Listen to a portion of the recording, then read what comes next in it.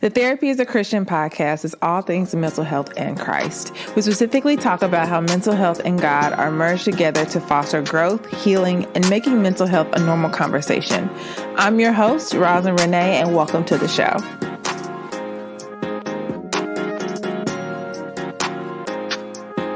Hello and welcome. You are listening to the Therapy is a Christian podcast. I'm your host, Roslyn Renee. Welcome to another episode of the show.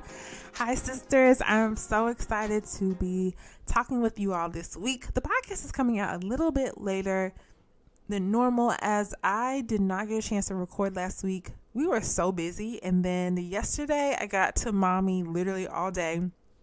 And so, of course, when I have the baby to myself without my husband, I don't get to sneak away as often to get to do some work time. So I'm really excited to be recording this episode because today was actually the day that I announced my class, the 4 reasons why self-sabotage and procrastination might be causing you to struggle with discipline, productivity, and fulfillment. And so I'm really excited to now be fully on saying it on social media, as I know I've been saying it to you all over the last couple of weeks. And I cannot believe that it's the last day of January.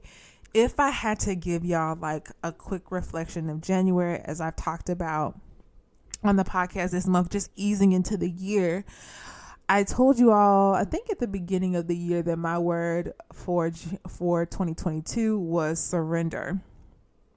And even as I'm going to be talking in this episode about just planning ahead and the value of planning ahead, I've realized that God has a funny way of just reminding me that I don't have a lot of control.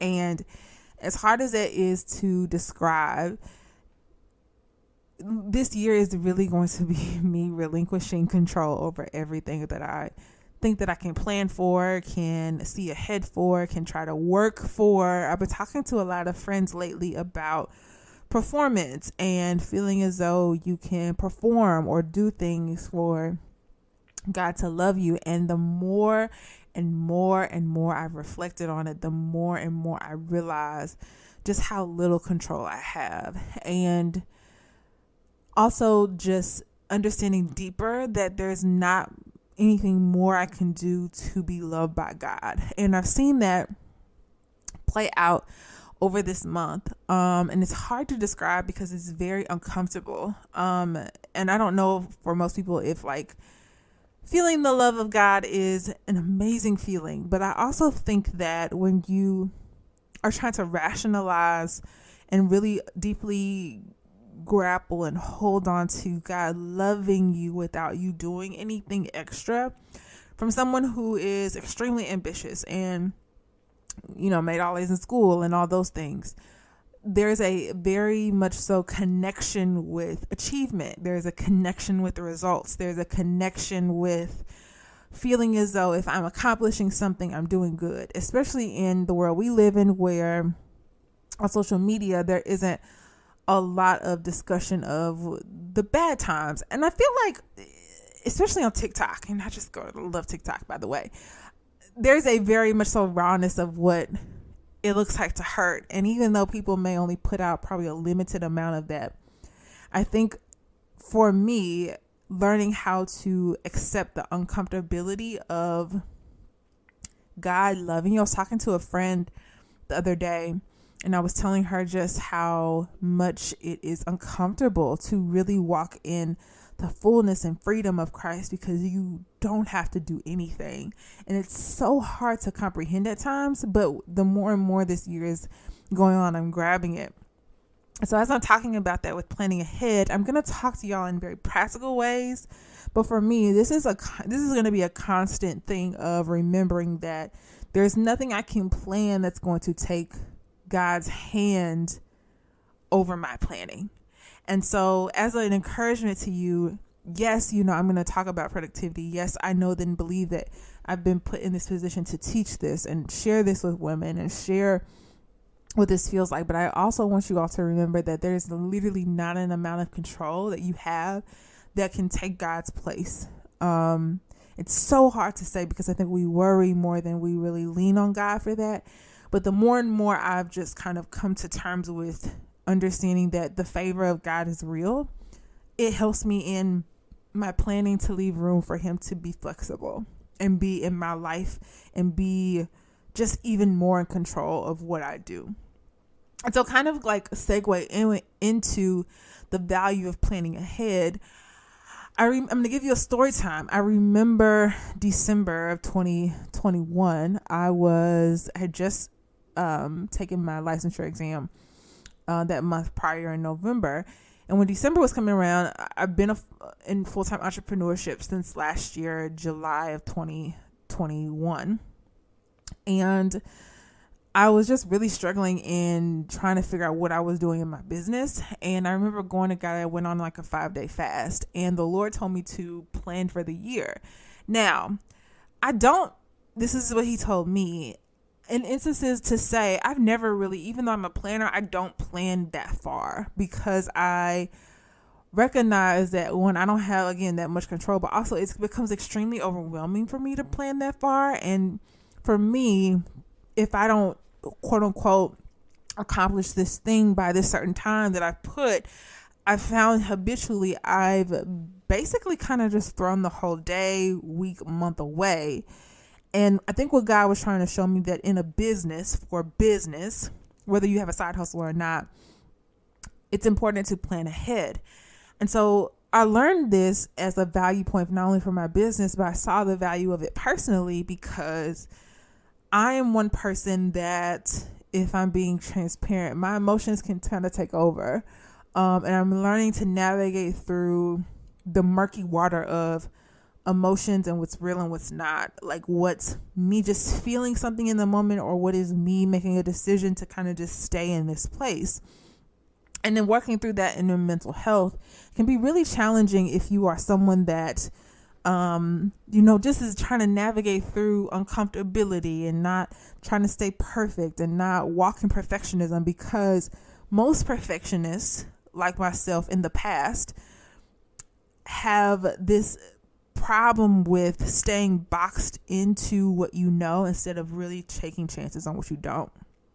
And so because of that, pushing up to uncomfortability, or something that pushes you to uncomfortability, can be challenging. And so with this planning ahead, it gives me the ability to be flexible, but also really be able to see that on days where I'm really emotional, I can still be disciplined and follow through. And so I'm going to give you 5 reasons why it's valuable to plan ahead. These are my own personal tips. I didn't really look this up. I really wanted to give you all just a matter of really looking at scheduling and looking at planning as important, because regardless of what you think or not, when you don't really have a plan, you don't really have any direction. And then I'm going to give you some tips. I have 6 of them to just get you started, and things that you could do to start the process. So first, why is it important to plan ahead? Well, in my opinion, and what I've seen multiple times from clients, is that planning ahead gives you the ability to foresee and forecast. So if you look at something, let's see, if you have a birthday party coming up and you know it's on Saturday the 27th, you know that you have to be there at 3:00. You can already foresee and forecast what your day for Saturday needs to look like, because you already have something in a schedule or already put on your planner or your calendar, whatever. So because planning ahead helps you foresee and forecast, you can already then begin to depict what your days look like because of this ability to see ahead of time.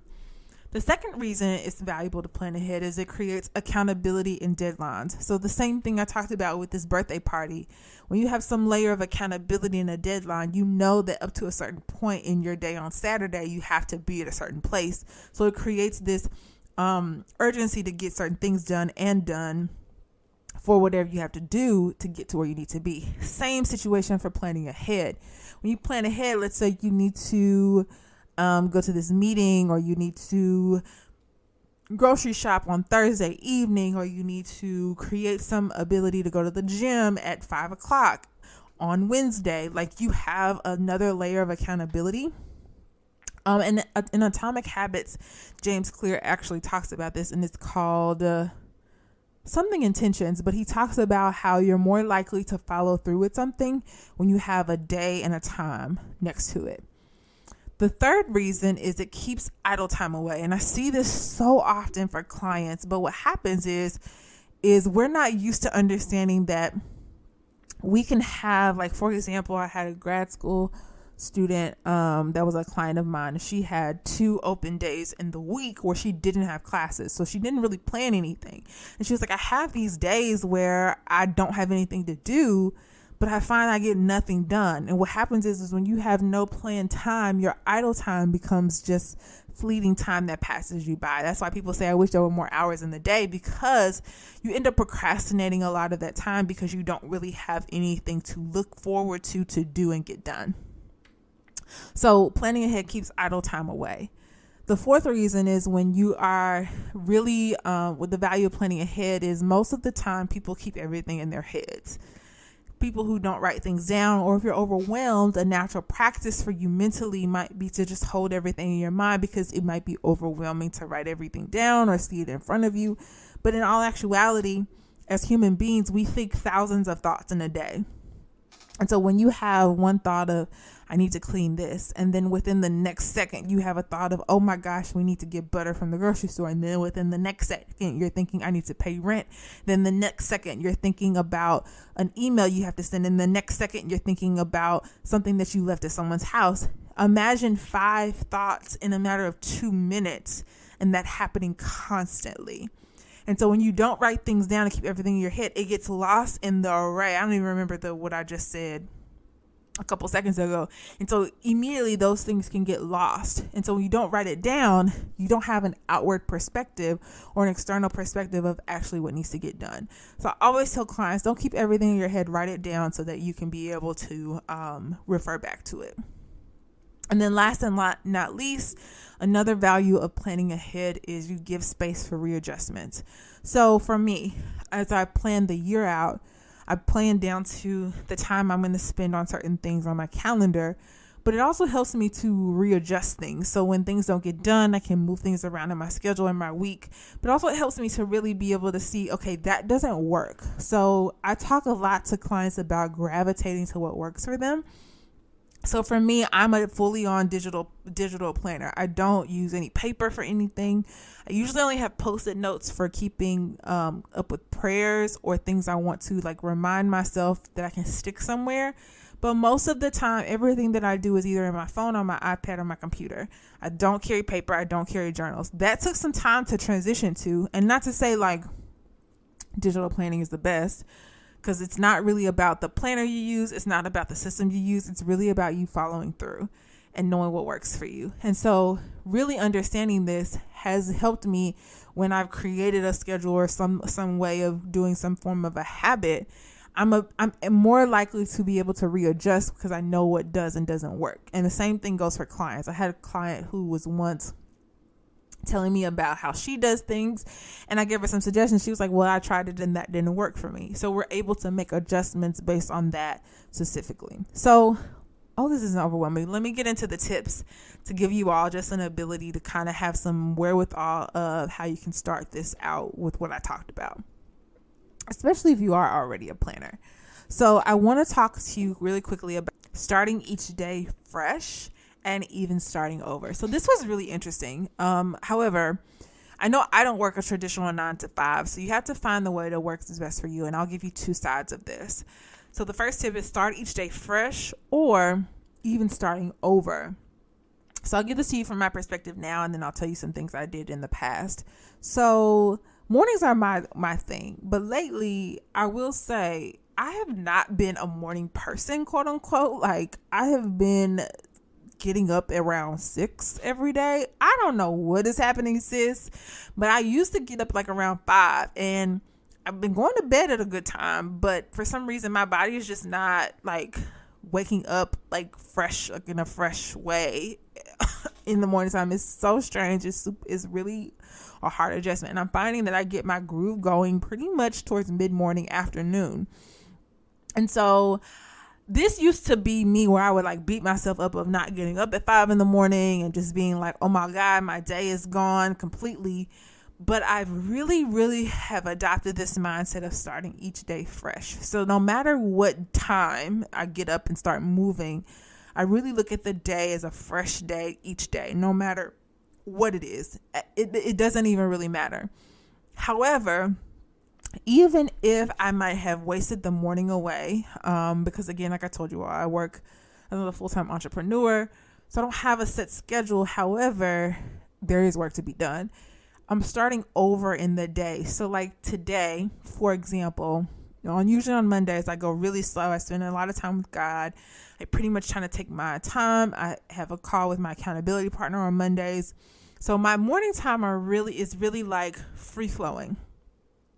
So I started my day over at 11:30, took a shower, brushed my teeth, like started the day over completely, and then got into the work day. It's around 1 now, and I feel like I'm getting in the groove of actually doing work. So if you find that you are kind of slowing down in the day, or like your morning's going slow, you're finding you're not motivated, start the day over, no matter if it's like 2 o'clock, 3 o'clock. I did this last week. I got this idea from one of my really good friends, and it was really helpful. But also, if you are someone that works a job, one of the things I used to do, because I used to have to be at work at 7:30 in the morning, and we would leave around 3-ish, is midday or mid-morning. I would always have a midday walk, whether that was walking around my building, walking outside, leaving the actual building and driving off property to just go somewhere, grab lunch, grab whatever, and come back. And that midday break was like also a reset. The other thing I did was I changed my work environment often where I worked. I worked in a school and I was a counselor, so I had the freedom to kind of move around. I didn't have a set office, but I was able to like get up, go to another room and do work. And the change of environment was so helpful. Then sometimes I even switched up where I started my day. So it gave my brain just not this routine-ish, kind of this monotonous way of doing things always the same every day. So I give that suggestion often to clients, but it's really helpful. The second thing is to write everything down. I talked about this earlier, but tip to just write things down. Don't feel like you have to keep everything in your head and you're going to be overwhelmed, but you're going to be more overwhelmed when you don't write things down. Okay. Number 3, keep your emotions in mind, but also don't keep your emotions in mind. So I say this for 2 reasons. Sometimes our emotions can actually really be the thing that is paralyzing us. And you have to know for yourself, especially for our people in counseling, what are some practical ways that you can check out of your emotions and get into it. But sometimes your emotions might be something you really have to deal with. So if you are struggling with depression and you find that you really are struggling with depression, instead of avoiding it, you have to address that head on, because you won't feel or be able to start making those moves towards things that you want if you are dealing with this layer of depression. And I say that with a very humble heart, of not in a sense of there's nothing wrong with you. There's nothing wrong in the sense of you having this moment where you might be having and struggling with some things, because as a new mom, as a person who has also had friends that might have struggled with depression, it's a real thing. And so sometimes you really do have to address that to be able to start making strides and steps towards some of the things you want. And that's okay if you give yourself the time and the grace for that. It's not a bad thing to deal with this side of what you might be feeling mental health wise. It's also an important thing, because if you don't deal with it, it can turn into some other things that might be detrimental if not dealt with. Okay. Number 4, self-sabotage can make you procrastinate. So I talk about this all the time. Sometimes when we're making strides towards things we want or things we're actually doing, we get the momentum and then we immediately feel, oh, this is too good to be true. Oh, this is actually really uncomfortable. Oh my goodness, I don't know. Maybe this won't work. And we immediately retract, which causes us to procrastinate and actually put off things, which makes us procrastinate. And so really what this comes down to is self-sabotage, which is what I talk about often. And self-sabotage is not just imposter syndrome. Like I've talked about that before. It's really a layered thing of multiple reasons. And so really being mindful of this can help you understand it more so that when you feel like you start to procrastinate, you can identify it faster. Number 5, which is one of my favorite tips to always give, is the 5-minute rule. So if you're somebody that struggles with avoidance or procrastination, start a timer and start working on the thing you're avoiding for 5 minutes. What you'll find is 2 things. You'll either get it done, or you'll get into the groove of actually working on it that you can then actually start getting it going, and you can work on it a little bit longer. But this 5-minute rule kind of tricks your brain into starting the process of doing it instead of actually completely avoiding it. And then number 6, prioritizing helps. I always say this. Sometimes we're like, I have too many things going on. I have too many things coming due, or all of this. How can you pick the lowest hanging thing? What's the one thing in front of you that you can pull off of, that you can do very quickly, that can get you started and get you going? Okay. So if these tips were helpful, if you enjoyed the podcast, definitely check out the link in the show notes for you to be able to join the free class that I'll be having next Thursday, February 10th. If you're listening to this podcast and the class is already passed, there will be a link where you can watch the replay, and you can join the wait list for the next time that I do the class. That is all for this week, y'all. I love you so much. If you have an extra 60 seconds and you're listening on Apple iTunes, go ahead and scroll down to the bottom of your phone on the podcast app and leave me a quick review. It always warms my heart when I read that you all love the podcast. So that's all for this week. I love you, and we'll talk soon.